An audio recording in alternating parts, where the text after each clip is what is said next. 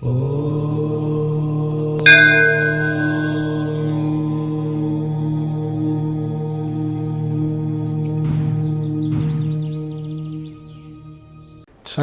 నేను మీ విశ్వకర్మ వాస్తు యూట్యూబ్ స్వాగతం.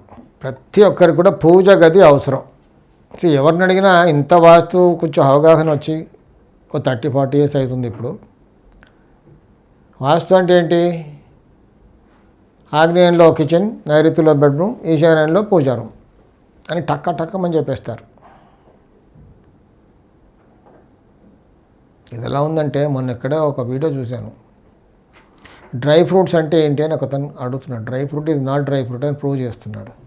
Dry fruit అంటే మనం ఏం చెప్తాం? బాదాం, పిస్తా, కాజు అని 3. ప్రాక్టికల్గా యాక్చువల్ నిజంగా అవి డ్రై ఫ్రూట్స్ కానే కాబట్టి.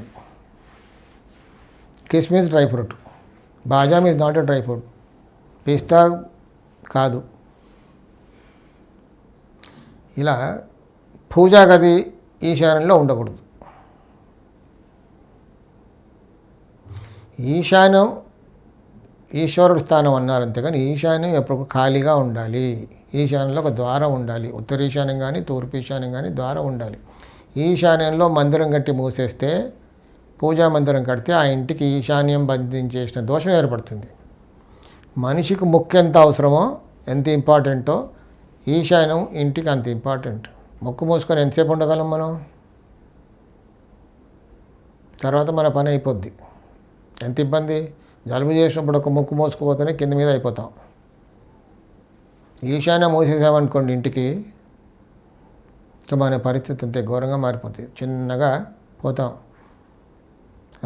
మహారాజులు కూడా బికారులు అయిపోయారు. పెద్ద నవాబులు కూడా బికారులు అయిపోయారు. ఈ జస్ట్ ఈశాన్య దోషం. వంశవృక్షమే పోతుంది. ఆ వంశానికి ఇంకెవరు ఉండరు, అక్కడితో క్లోజ్ అయిపోతుంది. అంటే సంతానం లేకుండా పోతారు.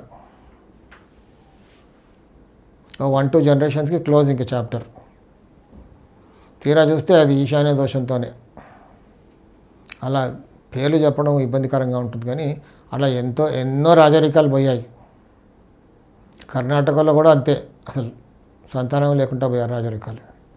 ఎన్నో రాజ్యాలు ఉన్నాయి, అలా ఎంతోమంది రాజులు అలా అయిపోయారు, ఎంతోమంది నవాబులు అలా అయిపోయారు. తీరా వెళ్ళి చూస్తే అక్కడ ఈశాన్య దోషం చిన్నగా తీసుకెళ్ళిపోతుంది.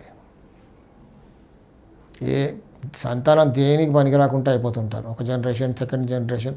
ఫస్ట్ జనరేషన్ బాగా కూడబెడతారు, సెకండ్ జనరేషన్ కూర్చొని తింటారు, థర్డ్ జనరేషన్ మొత్తం స్మాచ్ సిలబల్ చేసేస్తారు. తర్వాత చాప్టర్ క్లోజ్, నో జనరేషన్. ఇంకా అడుక్కు తింటుంటారు మిగతా జనరేషన్స్. వాళ్ళని గుర్తుపట్టే వాళ్ళు ఉండరు ఇంకా. సో ఇంట్లో కూడా అసలు పూజా మందిరం దేవుడికి పూజ చేసుకోవాలి, తప్పదు. పూజా మందిరం ఈశాన్యంలో కట్టుకోకూడదు. కానీ అందరూ ఏమంటున్నారంటే, పూజారంకి 2 డోర్లు ఉండాలా, 1 డోర్ ఉండాలా, గంటల డోర్లు పెట్టాలా, గడప ఉండాలా? అవన్నీ ఇంపార్టెంట్ కాదమ్మా బాబు. పూజారం ఎక్కడ ఉండాలో అక్కడ ఉండాలి. పూజారంకి డోర్లు పెట్టుకోండి, డోర్లు పెట్టుకోకపోండి, గడప ఉండని ఉండకపోనివ్వండి. ఇంటికి మెయిన్ డోర్స్కి, బయటికి వెళ్ళే ఖాళీ స్థలాలకు ఓపెన్ అయ్యే డోర్స్కి కంపల్సరీగా గడప ఉండాలి. పూజారం గడప ఉంటే మరీ మంచిదే. కానీ గడపకి ఎంతమంది పసుపు కుంకుమ పెడుతున్నారు? పెయింట్ వేసేస్తున్నాం, ఎల్లో పెయింట్, రెడ్ పెయింట్. అది కాదు, ఊరికే అలంకరిస్తున్నాం షో.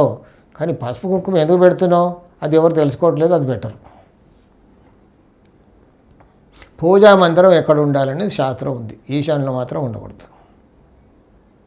ఈశాన్యంలో పూజా మందిరం ఉంటే మాత్రం పరిస్థితి ఘోరంగా మారిపోతుంది. ఎంత చెప్పినా అందరూ మళ్ళీ అడిగేది అదే, ఈశాన్యంలో పూజారం ఉండాలి కదా, అది ఈశ్వరుడు స్థానం కదా.